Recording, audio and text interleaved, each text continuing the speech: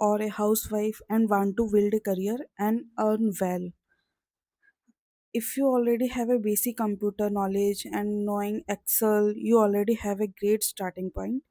You can start your journey towards becoming a data analyst while learning Excel, SQL, Power BI, and building real projects. And if you want to move into data scientist, you can gradually add Python, statistics, and machine learning. Important part is you don't need to learn everything in one day. कोई भी एक दिन में कुछ नहीं सीख सकता है. Start with your what you know, learn step by step and keep practicing. Practicing नहीं करोगे जब तक आप इंटरव्यू में आप ट्रैक नहीं कर पाओगे, आपकी नॉलेज अच्छे से बिल्डअप नहीं होगी. So whether you are a student or a housewife, your career can start from where you are today. Want the complete step by step roadmap?